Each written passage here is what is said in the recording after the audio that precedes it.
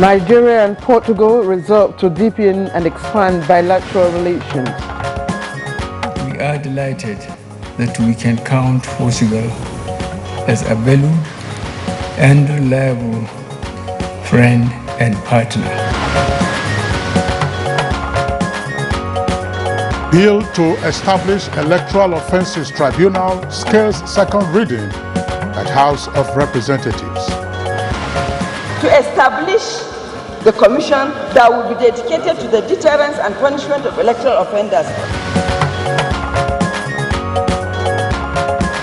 Independent National Electoral Commission INEC sends continuous voter registration exercise nationwide.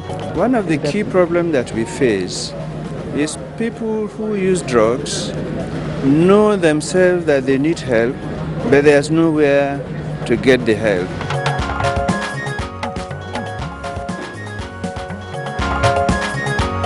And on Good Morning Nigeria today, we shall focus on care for the kidneys.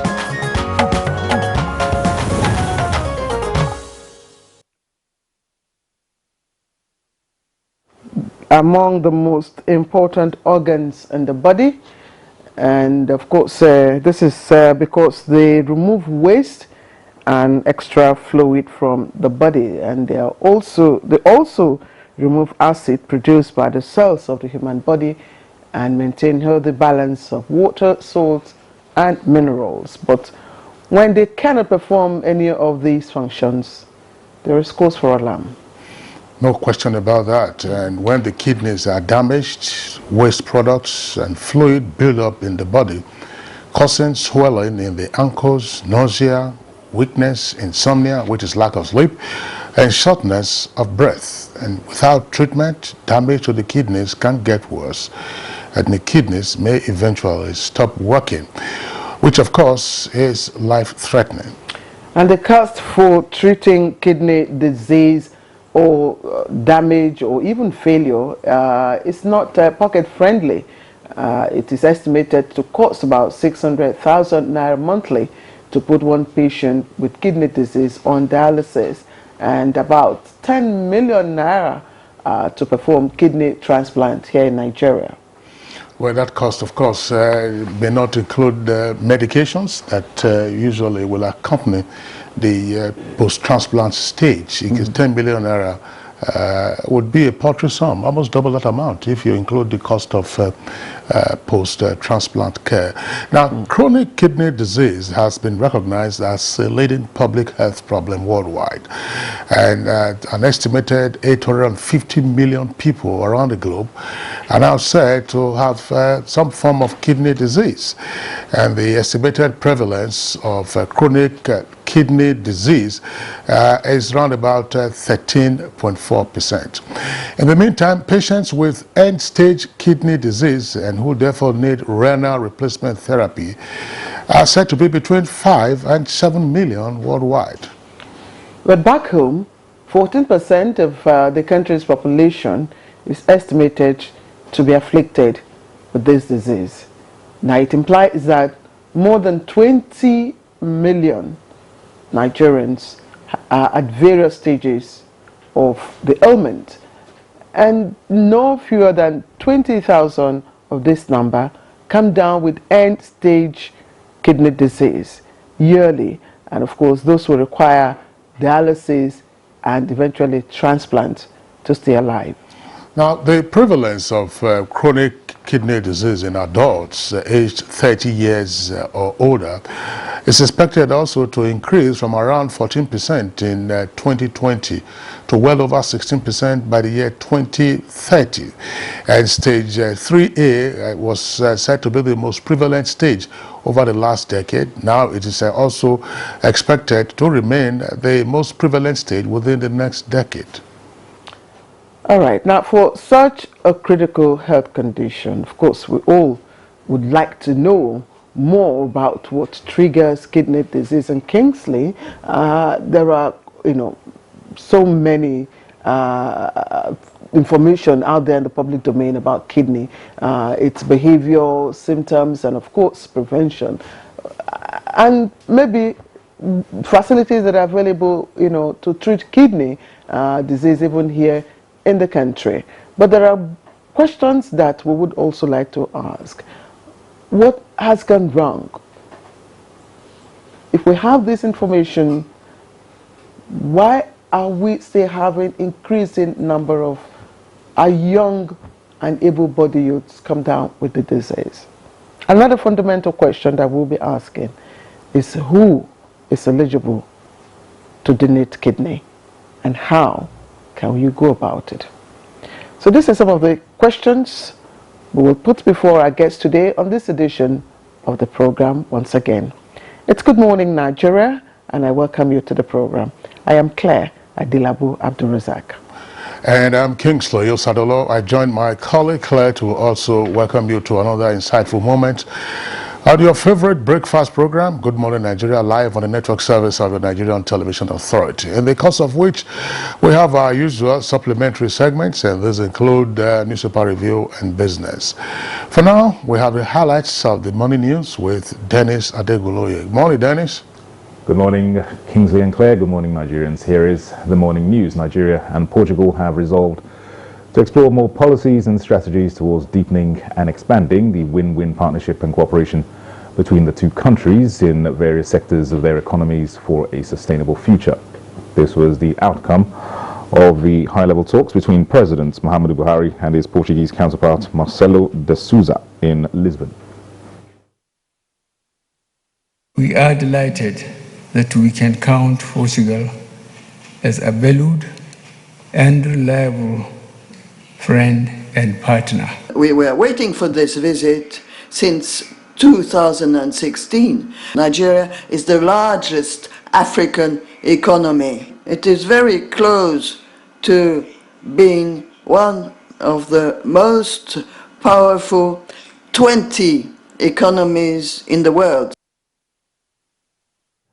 Meanwhile, the Nigeria-Portugal Economic Forum has ended in Lisbon with a renewed commitment to open up a new vista of economic cooperation and collaboration between the two countries for enhanced mutual benefits. Addressing the closing session of the forum, both President Muhammadu Buhari and his Portuguese counterpart Marcelo de Sousa promised to the desired political will towards building a strong, sustainable and economic shared future based on sincere friendship. I have already directed the establishment of a dedicated Portugal working group headed by the Ministry of Trade and Investment to address any substantial concerns you may have. And while in Lisbon, President Muhammadu Buhari has said Nigeria will continue to seek consensus on the full resumption of democratic governance throughout the West African sub-region.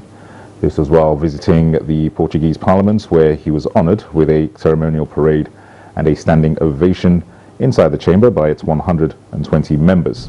President Buhari also reacted to profuse commendations by the President of the Portuguese Parliament, Augusto Santos Silva, on the role Nigeria is playing under the President's administration, stabilizing West Africa and Guinea-Bissau in particular, but regretting that three countries in the sub-region have slipped back to undemocratic military rule, although the former Portuguese colony is lucky to have survived those attempts.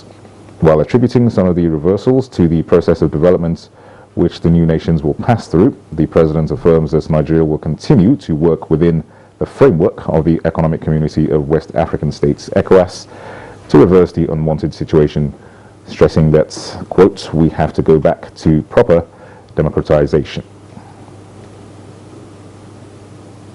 The House of Representatives has passed for second reading a bill that seeks the establishment of an electoral offences tribunal in Nigeria. The bill also seeks the establishment of a National Electoral Offences Commission.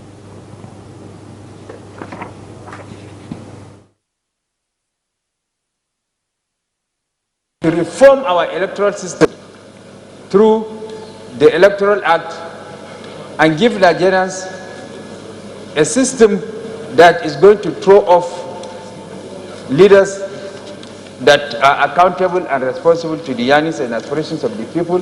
To establish the commission that will be dedicated to the deterrence and punishment of electoral offenders. Meanwhile, the Independent National Electoral Commission INEC says the continuous voter registration will continue nationwide, and all resident electoral commissioners and electoral officers have been directed to continue with the exercise pending further directives from the Commission. A statement by INEC National Commissioner for Information, Festus Okoye, says the case at the Federal High Court relating to the terminal date of the exercise came up on Wednesday, 29th June, and based on the request of the Commission, the court granted an accelerated hearing and adjourned the matter to Monday, 4th July 2022 for hearing of the substantive matter.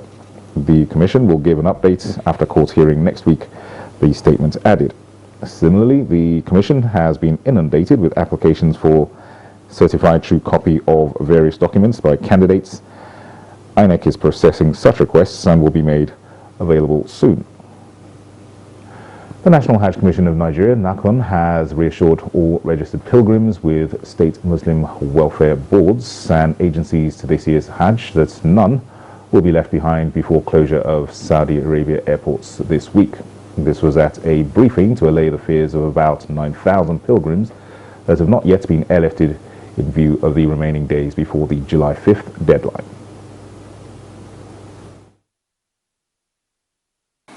And so from our arrangements, we expect to finish majority of the flight by the 3rd of this month and to clean up in the event that there are any eventuality by the 4th of this month as well.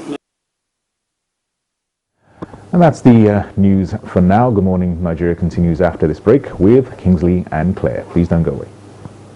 Opanachi Arua. Thank you, Olika, for the business package. Next for us now on Good Morning Nigeria Newspaper Review.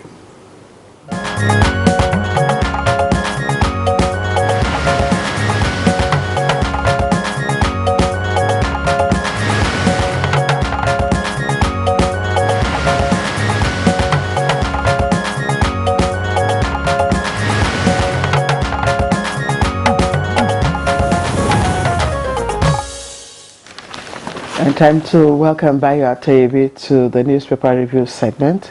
Bayo, good to see you again. Good to see you again, Claire. Good morning. Good morning, Kingsley. All right, Bayo. Good morning, Nigeria. Pleasure to have you. Okay, let's take a look at the window page of the Friday Leadership newspaper. And it's on politics that you have quite a number of the headlines. But let's take a look at some of them. First-hand interest in APC delaying emergence of Tinubu's running mate. That's, of course, the lead story. You can see there, first-hand interest in APC delaying emergence of Tinubu's running mate. Regions in final push for VP slot. Northwest governors, ministers, and leaders meet in Kaduna to engage presidential candidate. Tinubu support group insists on Lalong. Youth groups settle for Yakubu Palm. Religious beliefs, myths, and others hindering acceptance of family planning. That's the other headline you have on the front page there of Leadership. And it says penetration in Nigeria, that's itself family planning, only 17%. 13 security operatives, 6 locals killed, and 4 Chinese abducted in Niger. That's Niger State. PDP and Atiku move to pacify Wike, Fayose, and other aggrieved members. Labour plans one-day protest over state of the nation. Alleged organ harvesting. UK court adjourns Ikoremado's trial to July the 7th. Claire. All right, the front page of the Punch is still on politics. It says Atiku battles to avert PDP's collapse. Wike's loyalists threaten defection. And it comes with 3 riders, I should say. If Wike dumps PDP, Rivers people will follow him, according to lawmakers, local government chair, and others. Meet Wike and explain reason for picking Okowa, Macrofe tells Atiku. I respect all PDP governors, lawmakers, we are taking actions, says ex-VP.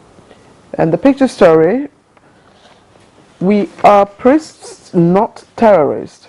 You can see written on the placard there. as Kaduna Catholic priest protests as slain colleague is buried.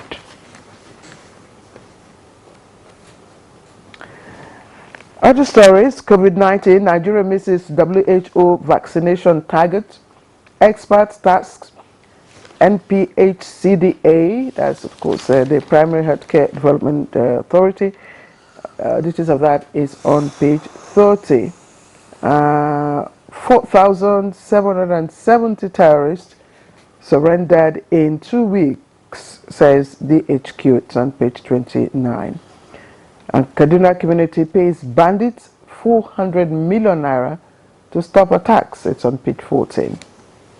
Bandits kill soldiers, policemen, others, kidnap 4 expatriates, pages 4 and 5. And Northwest APC in crucial meeting over VP slot. Nigerian government shield herdsmen blames ISWAP for Owo attack. That's according to a report. Details of that is on page 30. And there are some stories trending just above the nameplate. INEC bows to pressure, extends voter registration indefinitely. Details of that on page 29. Marketers deny FG's 74 billion naira payment, one of massive fuel queues.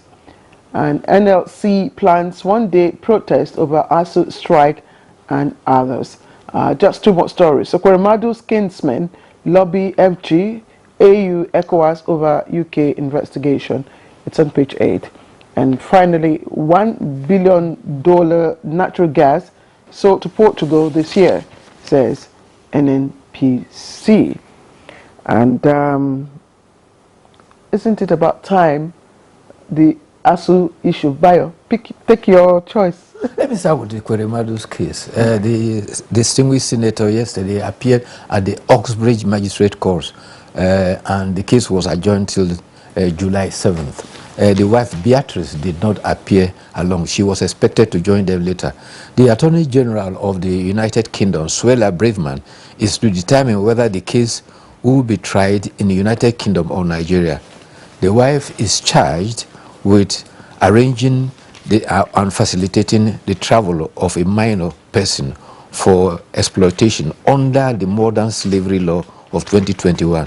The Attorney General is supposed to give his consent over the trial, whether it should be in the United Kingdom or Nigeria. The Nigeria High Commission has provided consular services, and to the extent that counsels have been engaged for the distinguished Senator Ekweremadu. Meanwhile, the delegation of the Senate are expected to arrive in the United Kingdom today, as directed by the Senate, to give support to the embattled senator. The other story of interest is that the Military High Command has identified over 150 terrorists who had converged on a village known as Kofar Danya in Zamfara State. The Nigerian Air Force were called into operations, and through the bombardment, the Army High Command confirmed that persons on the ground confirmed that over 82 of the terrorists were neutralized. The Director of Defense Information, Major General Bernard Onyuku, who briefed on the operations of the armed forces between 16th and June 30th, also said that 26 oil thieves were arrested in an operation described at the Cartare de Barao and the Octopus Grip, which was effective in the Niger Delta area. Meanwhile, in the Shururo local government area, in a village called Gumara, bandits attacked a mining site and are said to have killed some policemen, some soldiers, and some villagers working at the mining site. Some other persons are said to have been abducted. But the praise and gallantry must go to the security personnel who were said to have resisted the attack of the bandits and had actually neutralized many of them. Governor Abubakar Sani Bello, while condoling with the families of those who lost their loved ones, has issued an order that a manhunt should be embarked upon to look for the attackers. There is a story read about the Nigeria Labour Congress as having declared that it's going to hold a one-day national protest to compel the federal government to meet the demands of the university trade unions. The Central Working Committee of NLC, rising from a meeting, gave indication that it wants all its affiliates to join the demonstration. NLC President Ayuba Waba has directed that all affiliates should issue directives for their subordinates for the one-day protest. He also lamented about the concern about fuel crisis, adding that the Congress is studying the sack of teachers in Kaduna. The NLC national president, it may be recalled, just a couple of days ago, along with the TUC president, Quadri, announced their partisan support for a political party. So now that NLC is coming out with all this strike, mingled with this declaration of political partisan interest, they made that pronouncement during celebration marking Pascal Bafouyao's 10th year anniversary at a labor function. Well, I think that, I mean, it's 10 years already since Pascal Bafouya passed away. It's... how time flies? Yes, how time flies. But it's so rest in peace. He was president of the Nigerian Labour Congress. And it's amazing. Just 10 years already. I mean, time flies. There are two issues I like to throw up, in addition to whatever else you may have, Bayo and my colleague Claire.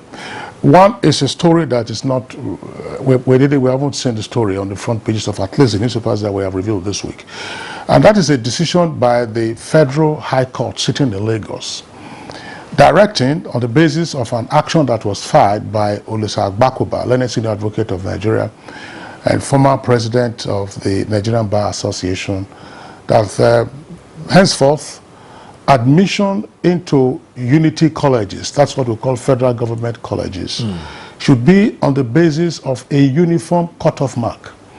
And that it is in breach of the Constitution where you have discriminatory cutoff marks for some states. In some cases, I don't know how correct some of those publications are.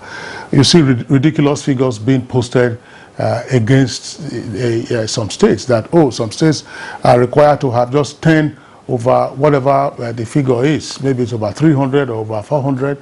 And other states are required to score not less than 150 or 200. And then their own students or candidates who do not meet those cutoff marks don't get to be admitted, whereas those who score abysmally low marks then get to be admitted. There had been some concern about this raised in the past with regard to such pretty low scores being assigned to some states. Now, my issue with the decision, now that it's a judgment of the court, is as follows. I haven't read the full judgment, so on the basis of the reports that have been published that I am raising, it says that it is against the provision in the Chapter 4 that prohibits discrimination against persons on account of state, tribe, religion, and so on and so forth, and gender. But I wouldn't know whether His Lordship, in reaching his considered decision, also took into consideration the legal basis for the establishment of the unity colleges and the goals, therefore, that are supposed to be achieved by the unity colleges, and also the requirement for the federal character principle in Chapter 2 of the same Constitution. Now, it is often argued, and that is the case, that the provisions under the fundamental objectives and directive principles of state policy in Chapter 2 of the Constitution, those provisions are not justiciable. In other words, you can't sue on them. But the federal character principle is with us. So how do you then square that with the provision for federal character, the fundamental basis for the establishment of the unity schools, which of course the judgment says is against the provision of Chapter 4 of the Constitution, but assuming candidates from maybe only a handful of states meet the required cutoff mark, will you still continue to have the name unity schools? Alternatively, it should now be the responsibility of officials of the Federal Ministry of Education to design new criteria for admission, rather than these ridiculous numbers you hear get assigned to some states, you score 10 over 300, you are admitted, somebody else scores 199 over 300 or over 400, and the person doesn't get admitted. How do you deal with that erosion of quality and the fact that there's discrimination against otherwise high-performing candidates from other states? You see, there is a mix-up and sometimes a confusion about this quota system. The quota system does not tolerate persons who do not qualify, who fail to be admitted. What the quota system does is, for instance, for the unity schools, if there are 36 states of the federation, it presupposes that when you are granted admission to a unity school, for instance, maybe you take 2 from every state of the federation. Therefore, in that class, you are going to have 72 pupils. It is not impossible that the pass mark will be 40. In some states, you will have somebody scoring as high as 80. You will get admission. And since there are only 2 persons there, one people who scored 80 will get admitted. Another who scored maybe 79 will get admitted. But somebody who scored 70 will not get admitted. But when you go to another state, somebody who scored a pass mark of 45 will get admitted for his state. But it's not as if that people who fail are admitted at the expense of those who passed. The idea is to ensure that every part of the country is reflected, and that's what happens with the unity schools. So it becomes everybody according to their ability within their state or location bracket. But oftentimes, an impression is created as if people who fail are admitted and people who pass, because they are from a very highly competitive state, are dropped for those who did not pass. Claire, you're familiar with this unity schools here. So what's your pitch? Of course, I'm familiar with that, but unfortunately, the producer is saying we don't have much time to talk about this because yes. So, Bayo, I guess we'll just leave this for some other time. But it is a serious concern, and it is something that we should really discuss further. Yes, and maybe we bring in the authorities concerned to give more clarification on how it is done and all that. So Baya, I'd like to thank you. Thank you too. And then have a good weekend. You're watching Good Morning Nigeria. We'll be right back. Reports show that more than 20 million Nigerians are living with kidney diseases, and no fewer than 20,000 of the number come down with end stage of the disease yearly, requiring dialysis and transplant to stay alive.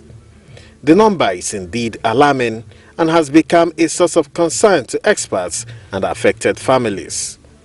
Further interrogations show that at the core of this disease are underlying conditions of hypertension, diabetes, chronic infections such as hepatitis B and C, HIV, sickle cell anemia, painkillers and bleaching creams. Usually, symptoms of the end stage of the disease come in the form of frequent or infrequent urination, shortness of breath, swelling in feet and ankles, muscle cramps, and vomiting.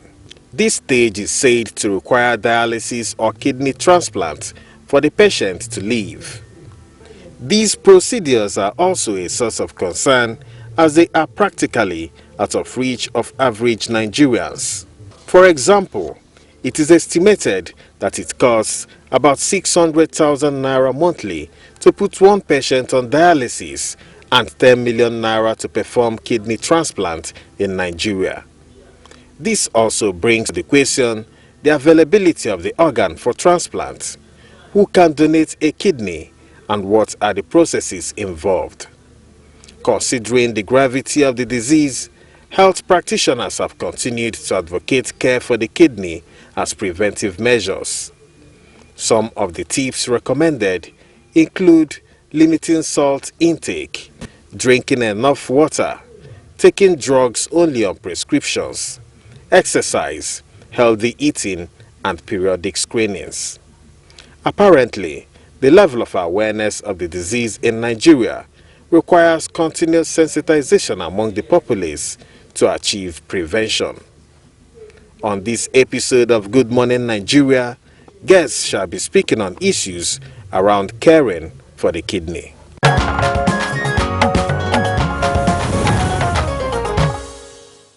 Many thanks, Kene Undule, for that background. Of course, we have consultant nephrologists who are our guests this morning as we again touch on this subject matter of care for the kidneys. With us here in the Abuja studios, Dr. Abiola Busayo is a consultant physician and nephrologist at Zenith Medical and Kidney Center here at the Gudu district in Abuja. Dr. Busayo, pleasure to have you with us on the program. Thank you very much. Good morning. Good morning, viewers at home.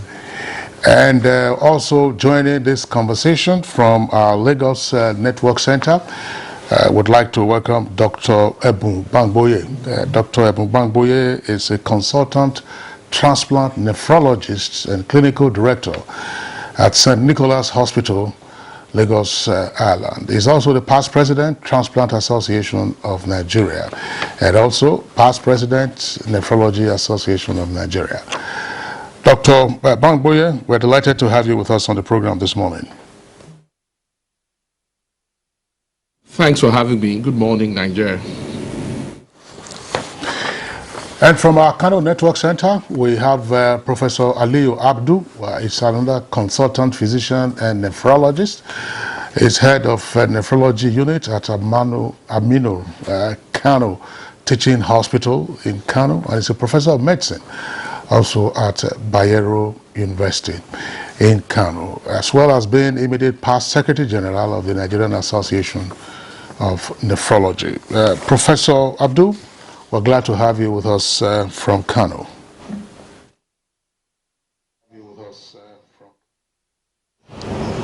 Thanks for having me, and good morning, Nigeria.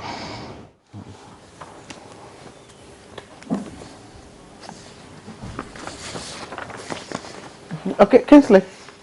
Yeah, proceed. You're on.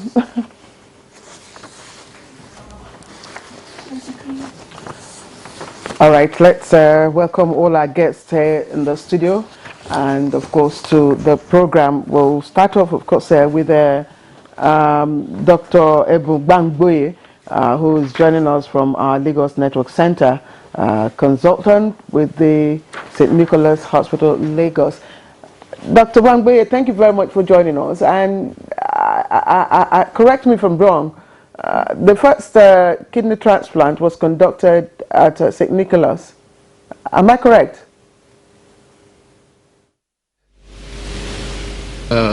We actually pioneered kidney transplants, not just in Nigeria, but in the West African sub-region.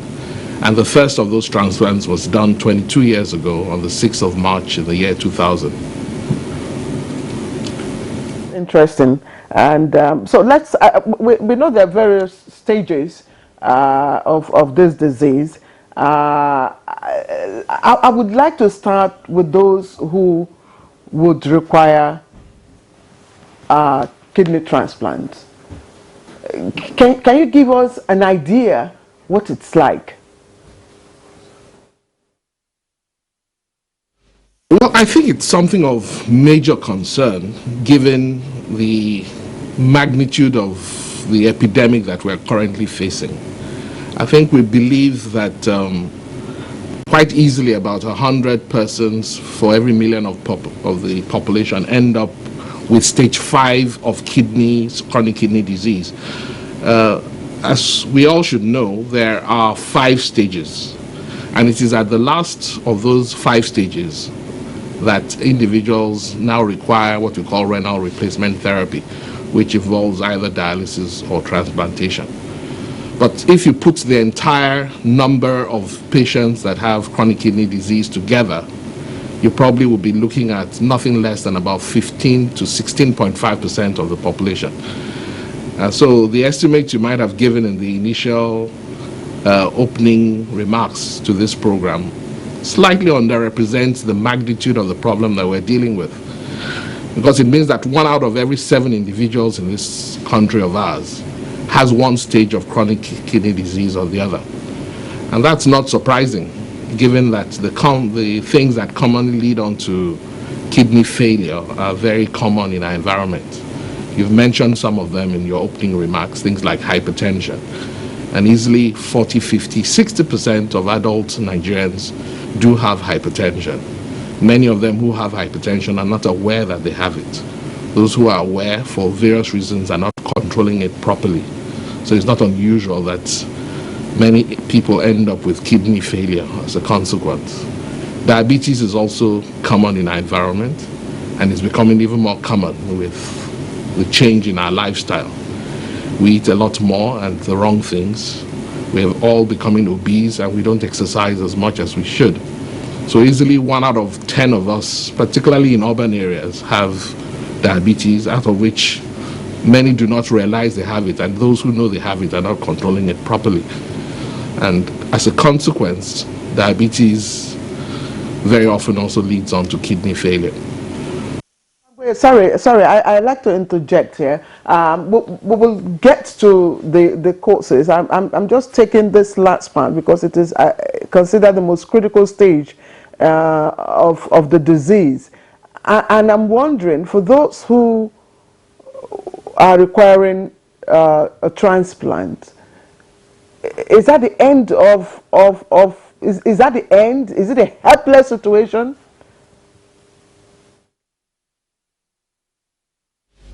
Once the kidney function becomes less than about 15% of what it is, it's inadequate to sustain life. So once you end up in end stage and you do not have some kind of assistance, what we call a renal replacement therapy, which involves either dialysis or a transplant, almost invariably within a few weeks of your coming to that stage, you would succumb. Which means that the only way you can continue to remain alive is to actually have one or the other of the renal replacement therapies instituted. So it's a major problem, and I can tell you that quite a number of people are succumbing and dying from kidney failure. Maybe many more than are dying from a lot of the more common things that we talk about, like malaria, HIV, and all other such illnesses, of which much more attention is paid to. So kidney failure is a rampant problem, and I think it's one of the major causes of mortality in our country today. Professor Ebubangboye, thank you very much. We'll return to you in the course of the conversation. Now let's go over to our Kano Network Center, where we earlier introduced Professor Aliyu Abdu, who himself is also a consultant nephrologist. Professor Abdu, well, Dr. Bangboye started off on the basis of the question that was asked, discussing kidney transplant, and also mentioning some of the risk factors. What other factors are there that could take a person to the theater for a transplant?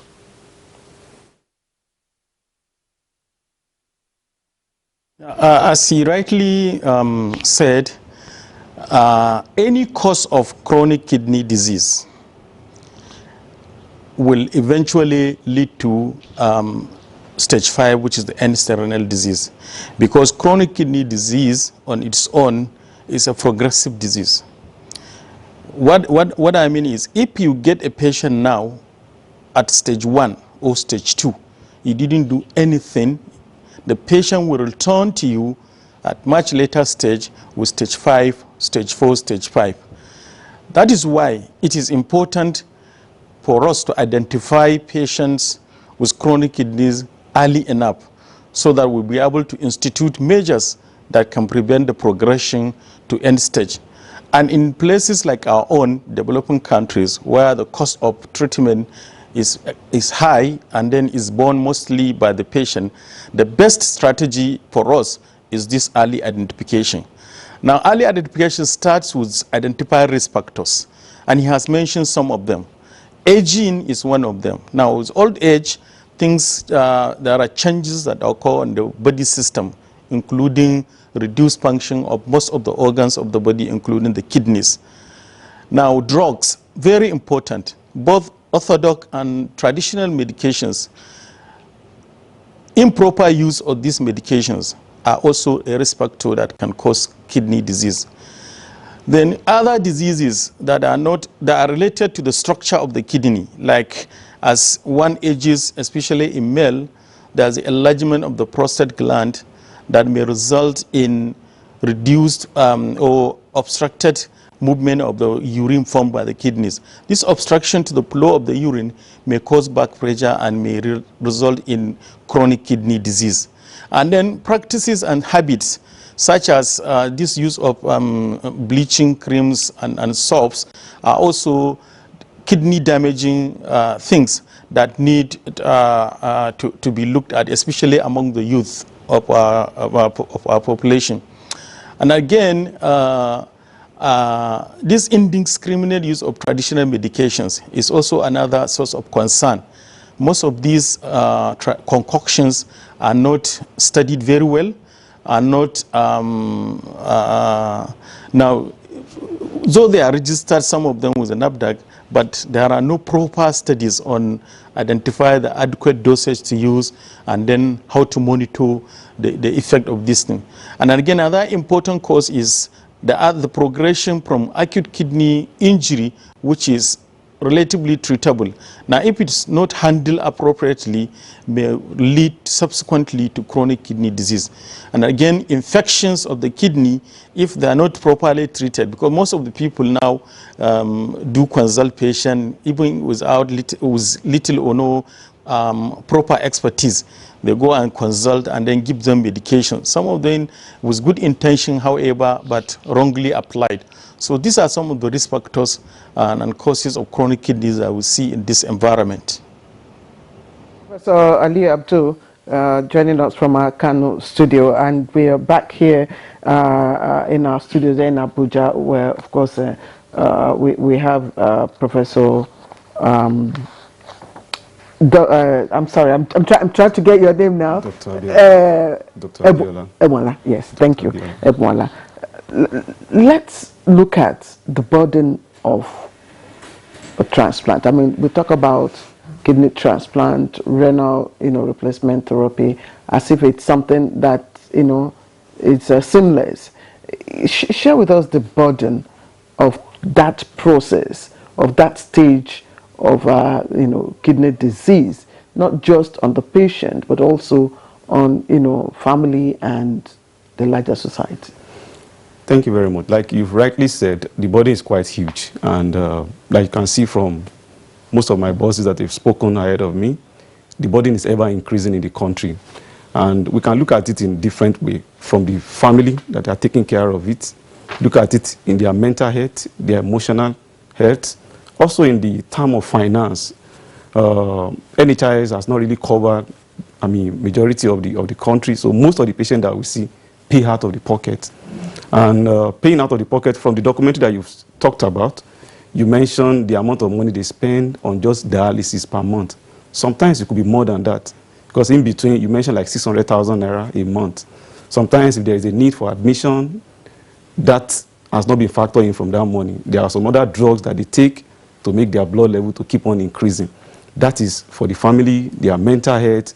Some of the family may have to stop going to work. For example, if husband is down, the wife may not be able to go to work very well. If the wife is down, the husband may not be able to go to work very well. And that really hits to the pocket of the family as a whole. Now, that is for dialysis. Now, when you talk about transplant now, is another, another huge expenses. Before even getting to that stage, there are tests that will be done for them.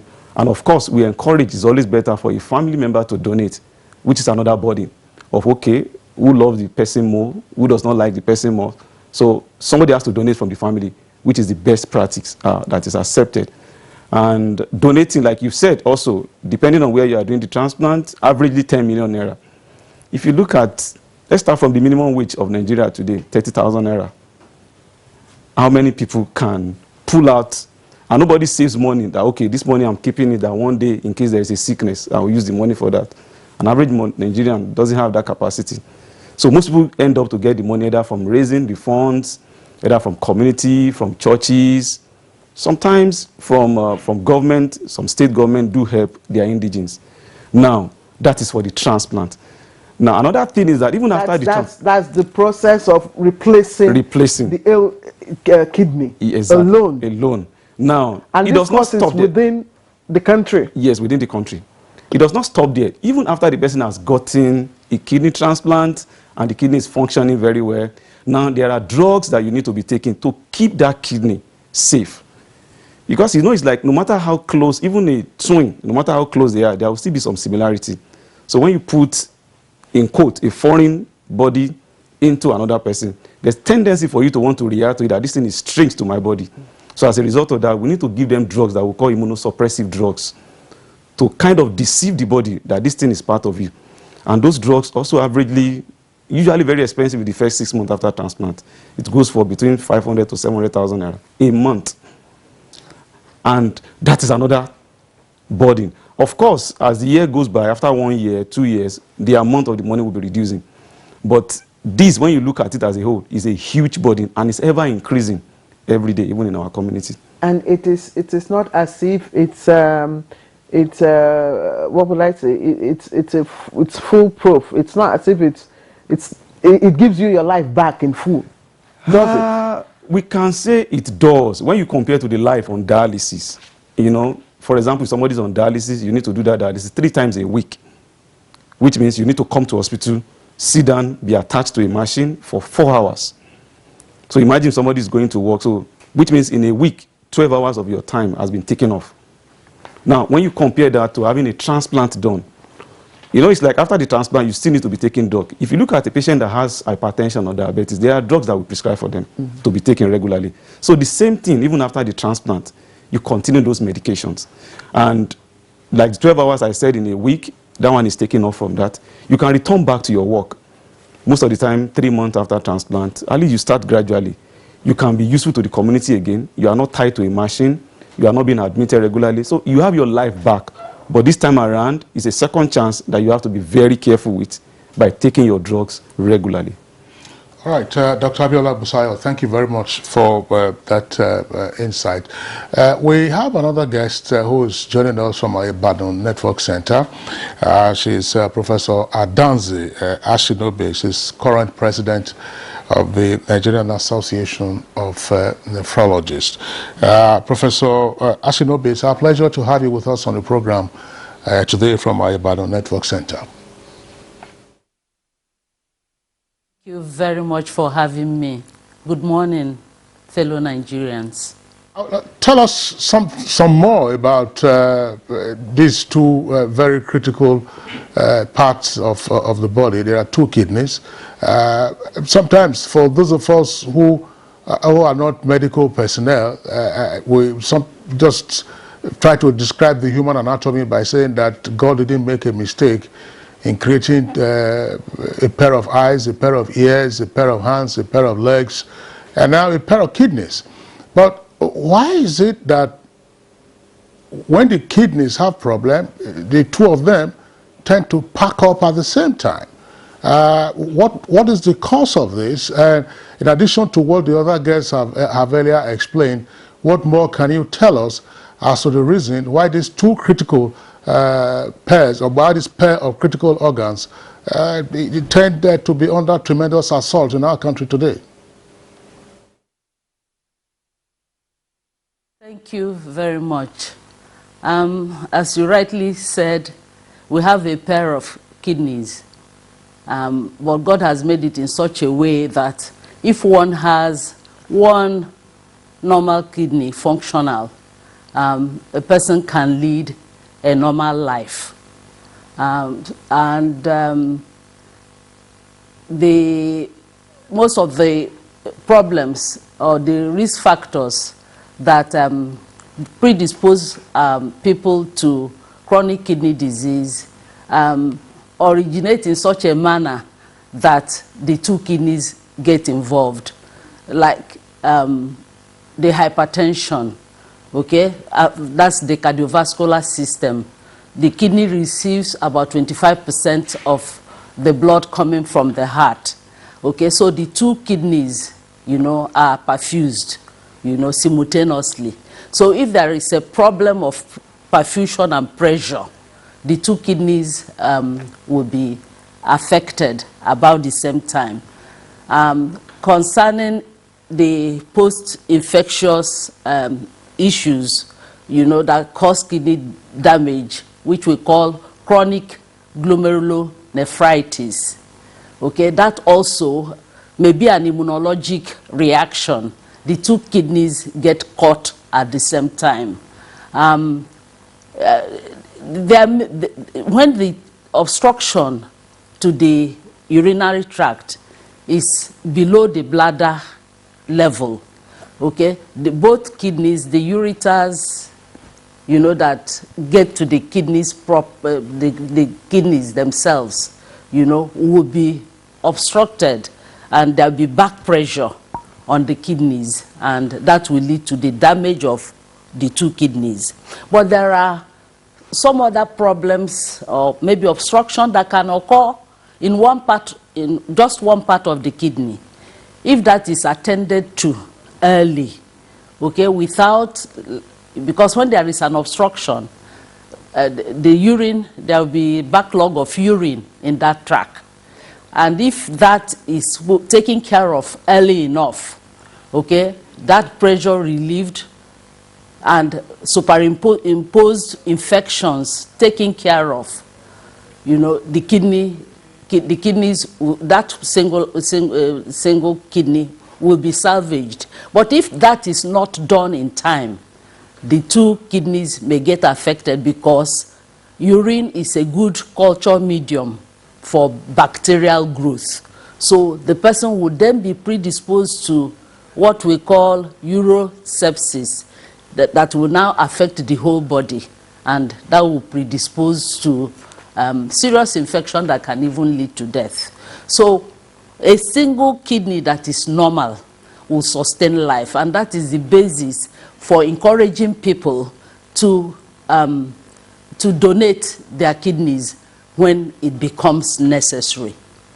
Being a pediatric nephrologist, I want to add more to the risk factors for chronic kidney disease, because we believe that if a child with a healthy kidney will, if all things be not equal, will lead a normal, healthy adult life. But if the problem starts from childhood, then soon after, that's in young adulthood, they will get to end-stage kidney disease. So what are those risk factors in children? There are children who are born with congenital anomalies of the kidney and the urinary tract. What are those predisposing factors to having these congenital anomalies? Medications. Medications are so important, such as there are some of the drugs we use as antihypertensives. Okay, the group of drugs we call ACE inhibitors. ACE inhibitors and angiotensin receptor blockers. They are commonly used, you know, to treat hypertension in our environment and globally. So our women who are potentially going to become pregnant, okay, preparing for marriage and likely to become pregnant, are supposed not to take such drugs. You know, if they are consulting the right people, they should know that they should not prescribe ACE inhibitors, angiotensin receptor blockers, and non-steroidal anti-inflammatory agents. NSAIDs, that's what they call it for short, and these are pain relievers. You know, the drugs we use for pain in the joints, pain in the body, and all that, which people are using very commonly.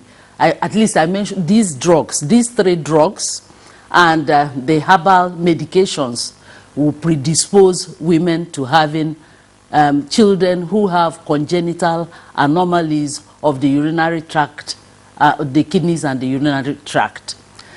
The earlier speaker, Professor Aliu, mentioned acute kidney injury. It's now been shown that those who have acute kidney injuries that are not properly managed will go on to chronic kidney disease. And that is common, you know, amongst our children, even from malaria, even from sepsis. The two major causes of acute kidney injury in our environment are malaria and septicemia, what we call sepsis. Even in adults, the most common cause of acute kidney injury is sepsis. And if these things are not well taken care of, the kidneys will progressively get damaged. And as my colleagues have said, there are stages. If we can pick them up in the early stages, there are things we can do to reduce progression of the disease to end stage. Children. Professor Sinobi, thank you. And you have provided us with very vital information, about kidney disease in children, and of course the factors predisposing women to the disease. But one alarming concern that we discovered from the statistics that we've gotten is the number of young adults within the age bracket of 30 and above who have come down with this, chronic kidney disease and are on the way to the end stage disease. Are there any predisposing factor or factors for this? Very much. For many of them, chronic glomerulonephritis will be the thing that predisposes the young adults to chronic kidney disease. And it's important also to note that the blacks and Nigerians having the greatest population of blacks are more predisposed to kidney damage from the common causes of chronic kidney disease. So a Nigerian, a black that has hypertension, a black that has HIV, a black that has diabetes mellitus is more predisposed to developing chronic kidney disease compared with the Caucasians. And that is a fact that we should look at, that being black is a risk factor for CKD. And that has been traced to maybe some genetic makeup, at least there's one that has been proven, the apolipoprotein 1 genetic mutation, which originated from our body trying to protect us from death from trypanosomiasis in centuries ago, because when there is a threat to a population, God has made it in such a way that the genes mutate so as to protect. And similarly, that was what happened with sickle cell disease. We are being protected from the severe effects of malaria. That was how sickle cell gene came about, in order to protect us. Those who have AS, are not they are more protected from malaria, and the same thing happened with trypanosomiasis. So we have that APOL1 gene mutation. So we are at risk. I think it should be noted that chronic kidney disease, a big burden. Kidney disease is a big burden in our environment. I'm happy you gave me this opportunity to appear on your program. I have seen it all in the past 30 years plus. Coming to work, following children up, and most of those with this diagnosis die, even after attachment. So apart from the burden, emotional burden and financial burden on the parents, the caregivers, the doctors also suffer emotional damage. Children who have become attached to you and you see them die one by one. Kidney transplantation has been established since 1954. That's about 68 years, and we are still crawling. One of the reviews that was done recently, published in 2021 by Professor Felicia Eke et al., showed that since 1986, from 1986 to 2019, only 23 children have been transplanted. In America, they transplant at least 20,000 people per annum, you know, and in some countries, you know, such large numbers are transplanted per annum. But that is here in Nigeria, you know, that's combining adults and children. I don't think we have up to 1,500 that has been transplanted, you know, inside our country. So we should please do something about transplantation in Nigeria. That's the best option for treatment of end-stage kidney disease. That is the best option, and we are grateful to Dr. Ebum Bamboye, who pioneered the commencement of transplantation in this country when it appeared impossible. You know, many centers are now doing transplantation. We are also grateful to the Abuja group at Zenith. All right, Professor Asinobi, thank you very much. We will return to you in the course of the conversation. Let's bring in the other guests to also weigh in on the relevant issues around the kidney affliction that is bedeviling our country. Professor Aliyu Abdu in our Kaduna Network Center. Professor Aliyu Abdu, tell us, let's try to examine the policy implications of some of the points that you as experts have raised this morning. First, I mean, we've heard about the misuse or abuse of concoctions. You find them at motor parks, you find them in people's homes and so on and so forth. That's been mentioned. We've also talked about bleaching creams. I would like you to explain further the nexus between cream applied on the skin and how the seepage gets into the kidneys on the one hand, and why, in spite of this linkage, as you experts have mentioned, when you go to the shops, I mean, you find shelves that are loaded with all kinds of creams and soaps, proclaiming that they can tone you and you become who you are not supposed to be. I'm very proud of who I am, you know. So, but why is it that in spite of this linkage, we continue to have, you know, promotion and sale and purchase and use of bleaching creams as an example, including Agbo and the other things that you have mentioned?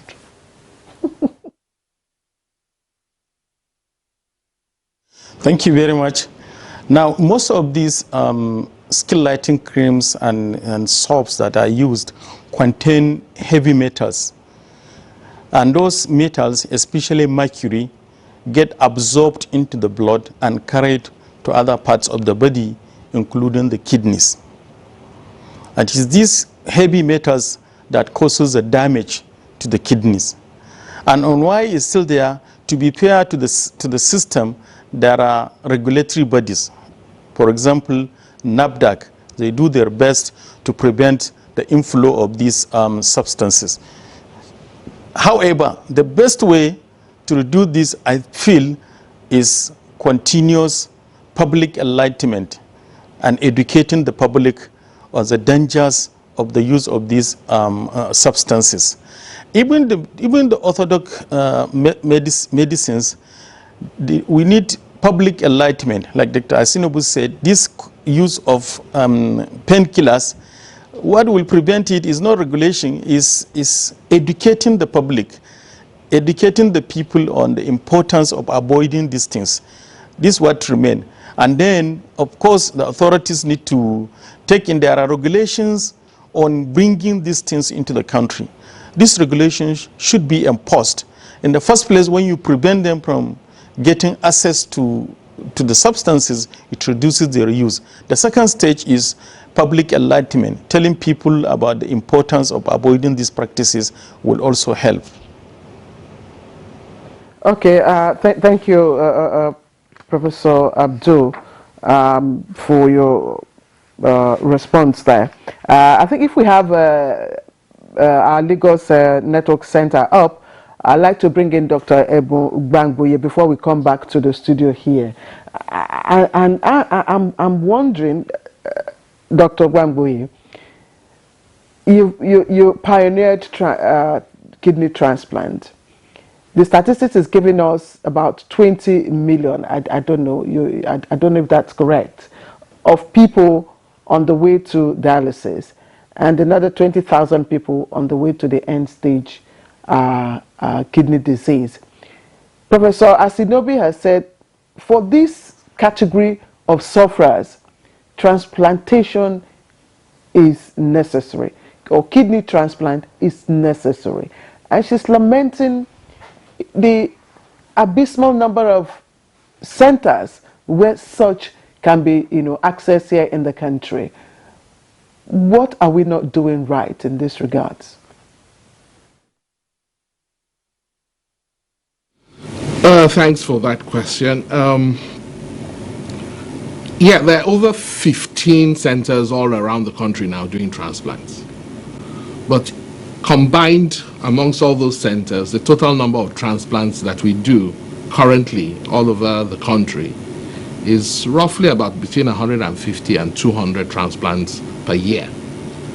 But as you said in the documentary you aired at the beginning of this program, over 20,000 people every year end up in end stage requiring one renal replacement therapy or the other. So you can imagine 20,000 people require renal replacement therapy. Only about 200 of them get transplanted. And even if you put all the dialysis centers, and there are currently just a little under 200 dialysis centers around the country, the total number of patients currently dialyzing in all those centers is easily not more than about 5,000. So obviously there's a gross mismatch between the need and the capacity to be able to provide. Most of those centers, either the dialysis centers or the transplant units themselves, are limited to just the urban areas in the country. So you have majority in Lagos, in Abuja, in Kano, in Enugu. But individuals who would require these services, who are also in all the rural areas, don't have access to even dialysis, not to talk of transplantation.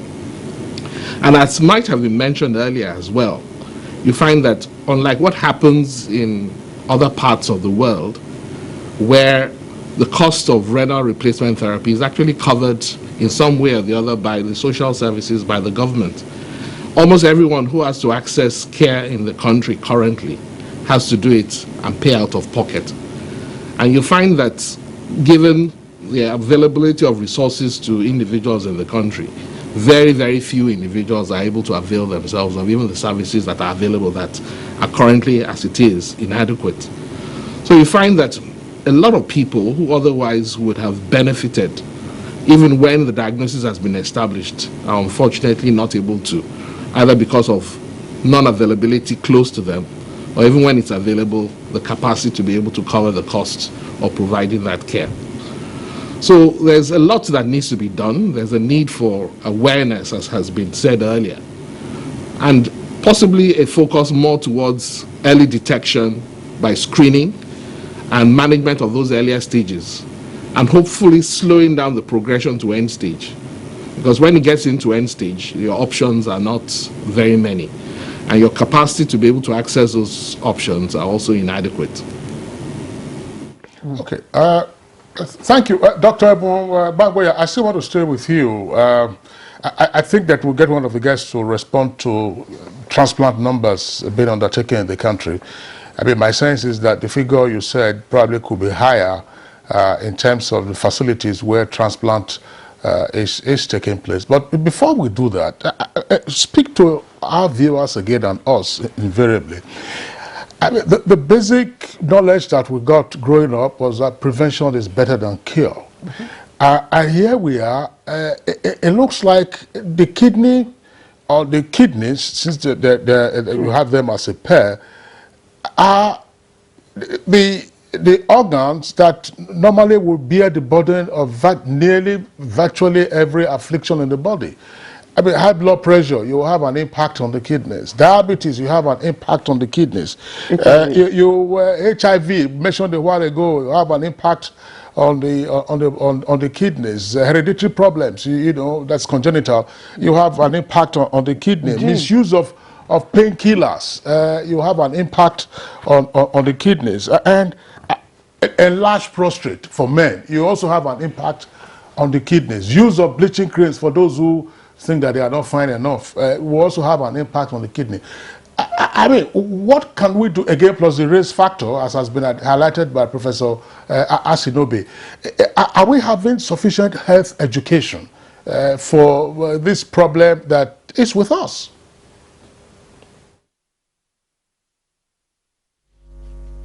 The easy answer to that is no. And that's why, really, as an association, that's the Nigerian Association of Nephrology now, we participate in this yearly event known as the World Kidney Day, where the second Thursday in March every year, all nephrologists in all parts of the country participate in programs that are geared towards enlightening the public, geared towards screening programs. And this we've done every year. And incidentally, this year's focus has been on how can we enlighten the public? How can we get people to become aware that first, this problem exists. Secondly, it's a huge problem that we are under recognizing. And thirdly, that these are the things that very commonly lead on to it. As I mentioned earlier, you find that hypertension is very, very common in our environment. And easily, only about a third of the people that have hypertension are aware that they have it. And even those who are aware are not aware that hypertension is something that you need to treat and treat indefinitely. And then thirdly, and probably just as importantly, people don't recognize that the cost of even common hypertensive drugs sometimes can run into several thousands of naira. And here you have people who are on minimal wage. Their capacity to be able to put together the funds to even take those medications on a regular basis is impaired. So it's not surprising that quite a number of people, we are diagnosing them with hypertension at the point where they've ended up in end-stage renal disease requiring dialysis. Similar with diabetes, you find that diabetes, only about 50% of people who have diabetes are aware that they have it. And even those who are aware are not properly controlled. Less than a third of those who are aware and supposedly on treatment have actually achieved adequate enough control. And so diabetes is also now becoming one of the more common causes, and it's increasing. I mean, several years ago, we did a study in Louth, and less than 5% of our patients had diabetes as a cause of kidney failure. Now, similar studies now are showing that easily 15–20% of our patients have diabetes as a cause of their kidney failure. And then chronic infections, we've mentioned hepatitis B, about 10% of Nigerians have hepatitis B. Hepatitis C, easily 6%, HIV, 3–4%. And most of these chronic infections, many people have them, don't recognize they have them. The only way you can recognize is if you do screenings. So it's important for government to recognize that their capacity to be able to cope with the cost of renal replacement therapy, either as dialysis or transplantation, is going to be almost impossible.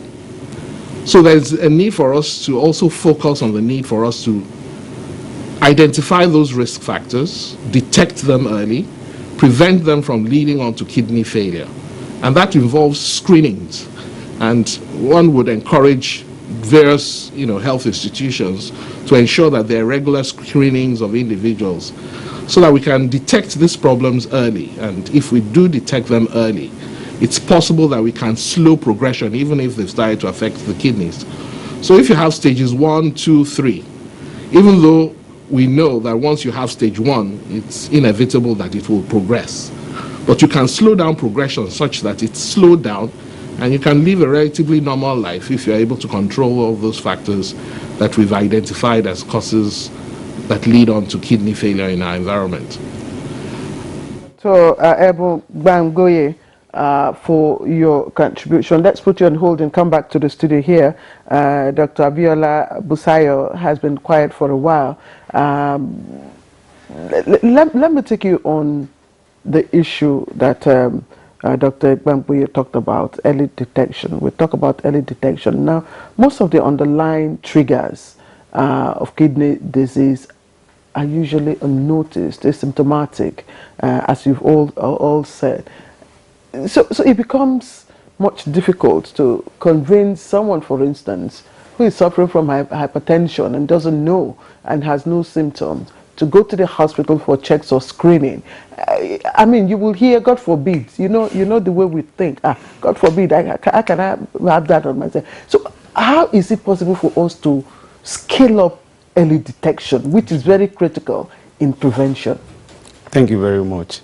Like every time I have opportunity to talk about health to people, I always tell them that understand your family tree, understand your ancestry. And what do I mean by that is that, let's say, for example, while you are growing up, you knew that your parent has hypertension, your mom has diabetes, or some of your uncles, you know that, okay, it was told that he has stroke, has heart failure.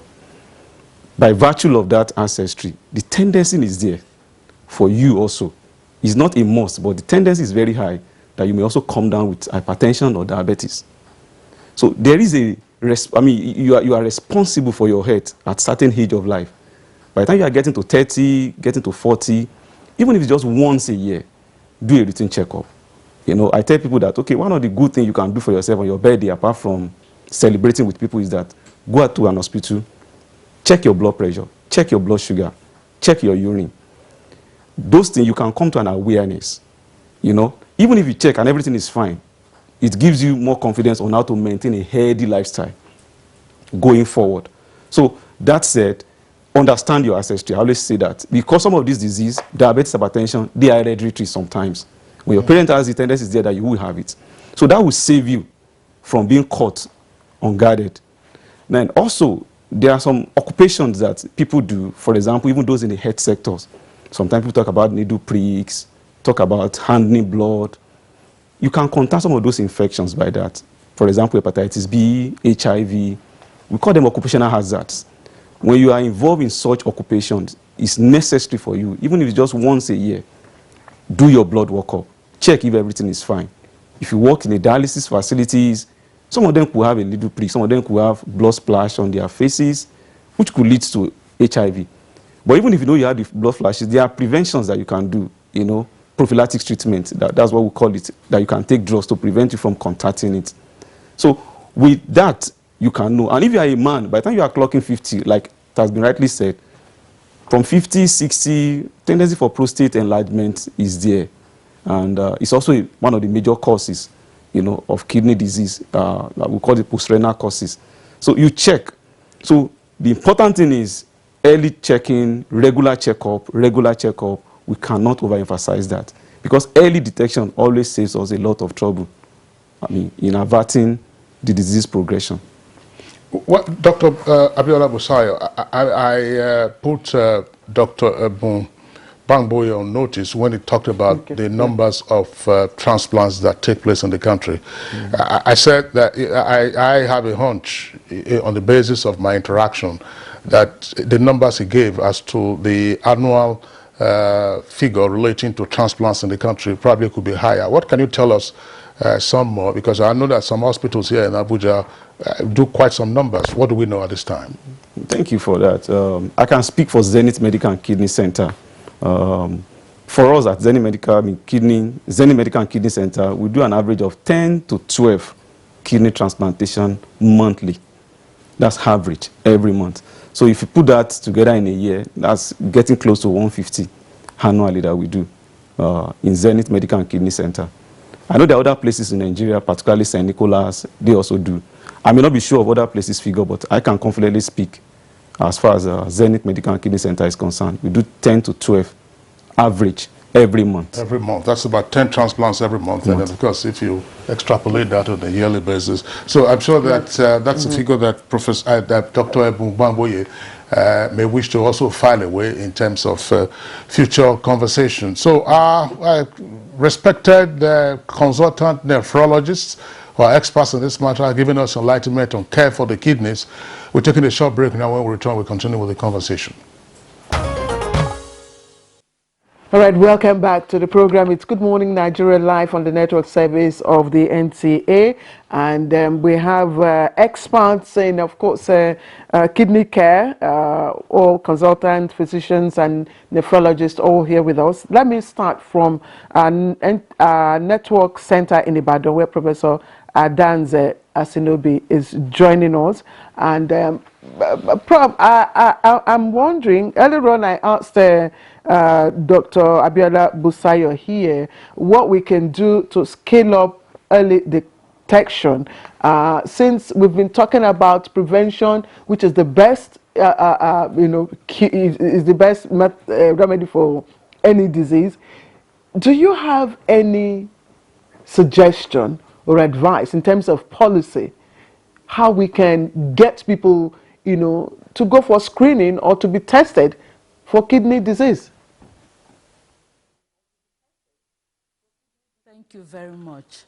Our view, apart from the screening that takes place maybe once in a year, with the nephrologists on the World Kidney Day, we have the view that facilities for screening should be made available at primary health care centers all over the country. We have urinalysis that is done with dipsticks, which lower cadre of healthcare workers can perform, to detect that protein in urine, blood in urine. That will go a long way if it is detected and found to be persistent. Then such an individual will be referred to the secondary center, if necessary, to the tertiary center. They should have facilities for checking the blood pressure.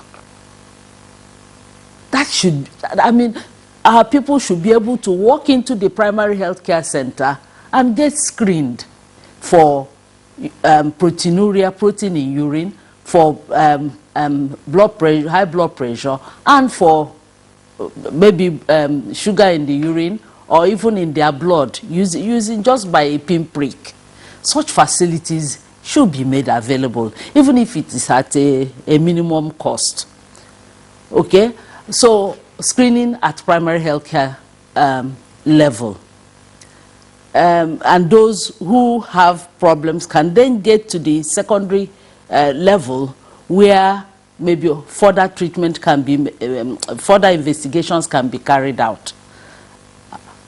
2, we know that immunization, can also be helpful in preventing these diseases, like hepatitis, like hepatitis B, those infections we mentioned. Thank God many of them can now be prevented, like the streptococcal infection that will affect the throat and then eventually damage the kidneys. So if our people get immunized, that will also help. Thank God the national program on immunization is taking care of some of these diseases. Will encourage our people to ensure that their children are immunized. And when they have the appropriate number of the vaccines, then it will protect them. Some of them will protect for life. So that should be encouraged. I will also say that no matter what we do, some individuals will still get to end-stage kidney disease. It's not everybody that will be endowed enough, you know, to arrest the progression of these diseases. And I'm thinking that we should establish National Institute of Transplantation, okay, all over the world. Kidney transplantation, liver transplantation, cardiac transplantation, you know, that's almost all organs. Bone marrow transplantation, you know, are being commonly performed. I would say that in our country, with the efforts of many of our doctors, you know, on their own or obtaining fellowships, you know, to study abroad, we have many people who are empowered to carry out these procedures. And we have collaborations. You know, some people can come from outside the country to perform these. So I think we should have a national institute for transplantation that will coordinate the transplant activities, you know, all over the country. As Dr. Bamboye mentioned, we have about maybe 15 centers that have attempted doing kidney transplantations. You know, they just have a few numbers, which shows that they are capable of doing it, but the constraints are too much. Like in a bank. All right, thank you very much, Professor Asidobe. Thanks a lot again for your prescriptions and policy suggestions in terms of having an Institute of Transplantation. The transplant centers that are functioning, we understand, are proceeding with their operations almost routinely in some cases. Let's go back to Professor Aliyu Abdul in our Kano Network Center. Professor Aliyu Abdul, well, we are discussing care for the kidneys, and specialists in care for the kidney are referred to as nephrologists. Are we investing enough in the training of nephrologists in the country, and what numbers do we have? That's one. Second point I would like you to address is that what comparative lessons can we learn from the advanced countries, say in the Americas, or in Europe, including the United Kingdom?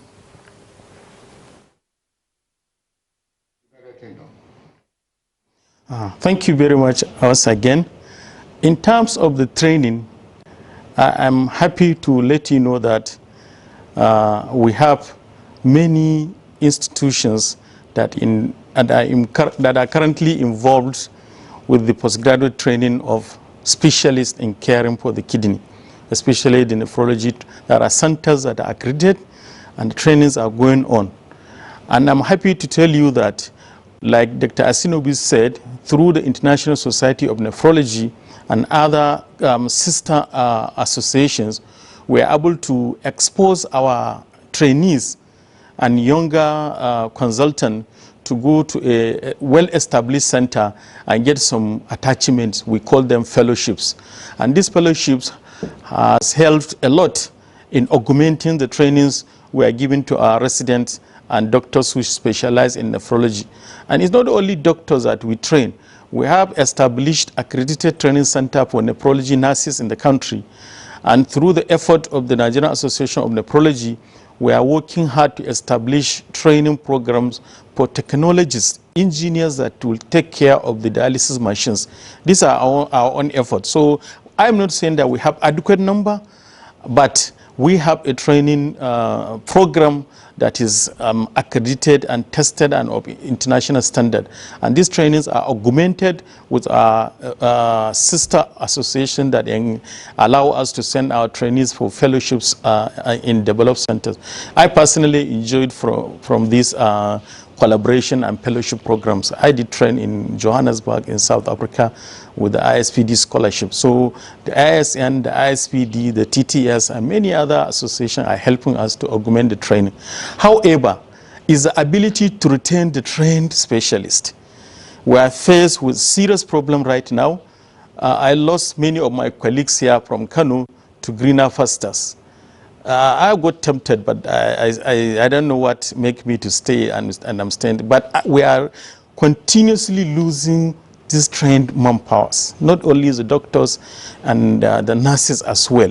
So this is an area where government should look at it and then bring out policies that will prevent such. In terms of what we can learn from developed countries, there are many. In fact, we have not even started as far as I'm concerned. Because this transplantation we are discussing now is of two types. There's a living donor kidney transplant and there's cadaveric kidney transplant. A living donor is the one that will ask you to bring a close relative of yours who will come and donate the kidney to you. But we have abundant availability of organs that are wasted in our dead people or dying people.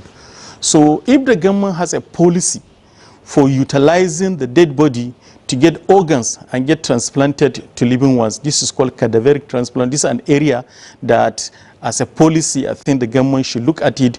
It will improve the transplant capacity and capability for the country. The numbers will increase, even though it involves a lot of things. So we have to put our heads together and develop a program that will enable this cadaveric transplant. In developing countries, you are talking about greater number of the transplants they do are from this cadaveric transplant. The sources of the organ is from the dead or dying patients from the intensive care unit, that they harvest the organs and use them to transplant for patients that are in need. So this is one area that I think we need to do a lot. The professional associations, the government, and all those other stakeholders should come together and look at the possibility. I am happy with the initiative by the Lagos State government. I don't know how far the initiative has gone. Dr. Bamboy maybe may shed light if he has more information. There was an initiative by Lagos State government to establish this cadaveric organ transplant, where we can exploit the possibility of getting organs from dead persons and then transplanting them to those that are in need, critically in need. And again, like Dr. Asinubi said, we need as a policy to look at the way of instituting or empowering 1 or 2, 3 centers of excellence for this kidney transplant. Dr. Bamboye and Dr. Professor Ali Abdu, I'm sorry, well, sometimes on Good Morning Nigeria, it's near the end that the conversation gets more interesting. I mean, the guests that we assemble, I mean, they're on a free flow, like all of you are today. So, but we're getting pressed for time now. So we want to quickly take some other comments. You've touched on some policy implications. Professor Asinobi earlier touched also on some policy implications. I want to bring in Dr. Emubangboy again on a policy angle. Now, we keep talking about the high cost of either dialysis or kidney transplant itself and maintaining the patients after dealing with the issues around prevention and what else that we can do. I can hazard a guess, and my colleague also will agree with me.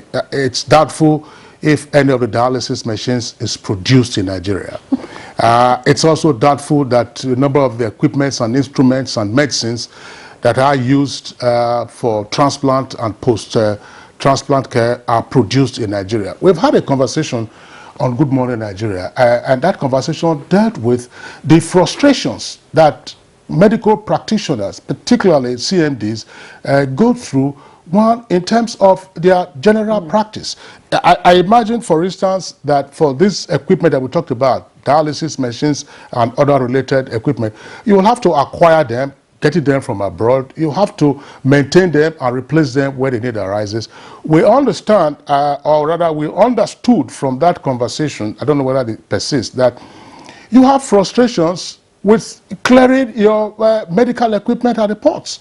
I mean, the CMD told us here, and the equipment was there lying at the ports for 5 months.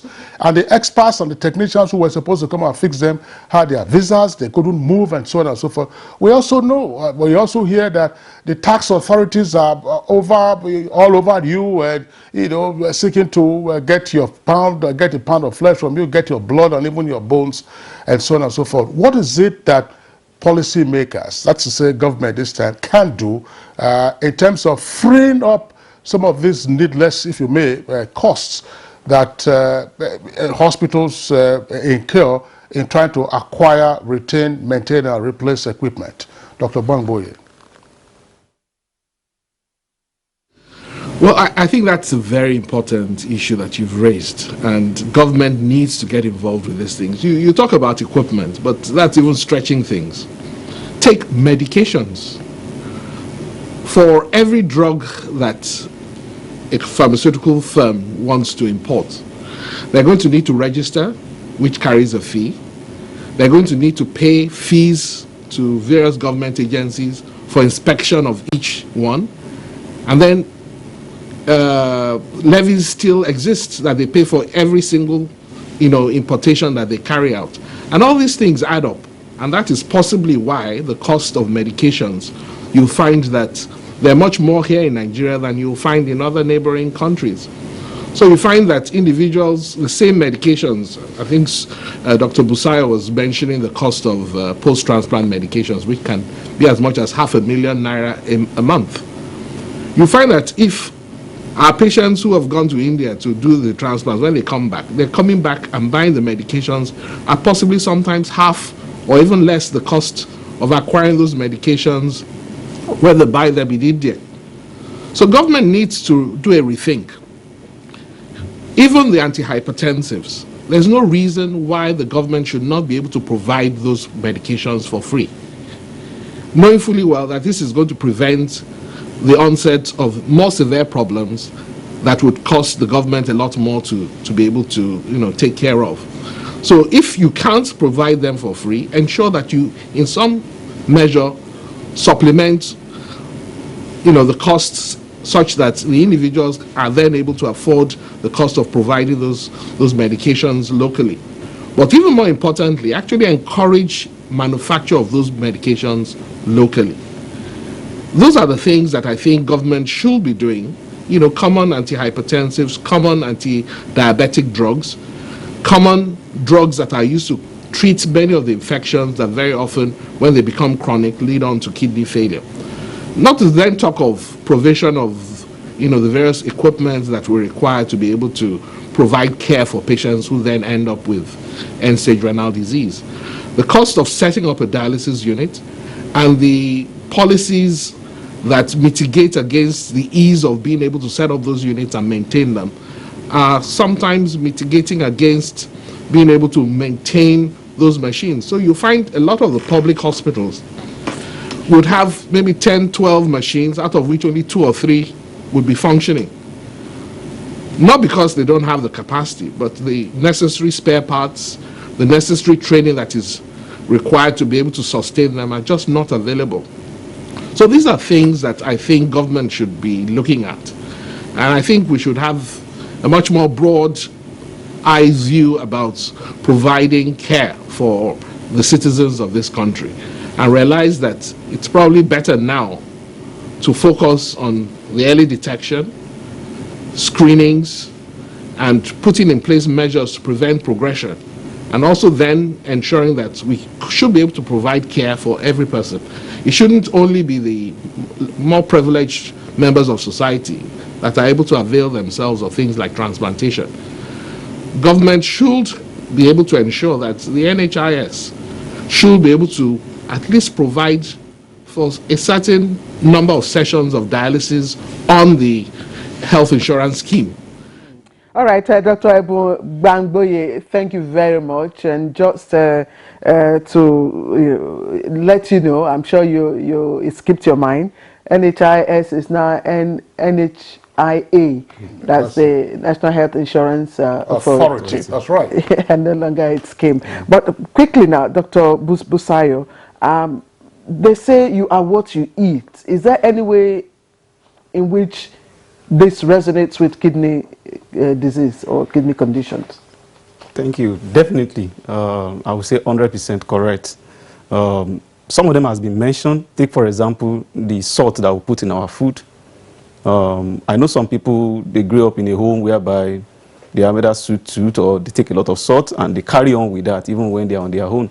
So salt is one of the major causes, you know, or that can trigger more the issue of hypertension, which will eventually cause, can lead to chronic kidney disease. Also, when we talk about different rate at which herbal medications are being, you know, they are proliferating all around, that has also been mentioned today. You know, most of those herbal concussion. You know, I always tell people that some of them they will tell you is NAFDAC approved, NAFDAC approved. But you know, there's a difference between NAFDAC listed and NAFDAC registered. Most of them are just NAFDAC listed, and that's why at the end of the number you will see hell on it. What about refined products, you know, the oil we use for our cooking? Definitely, they're also part of it. Some of those high cholesterol containing, you know, in our oil, they're also a major part of it. Indiscriminate use of analgesics, you know, it has also been mentioned, you know, analgesic like diclofenac, ibuprofens.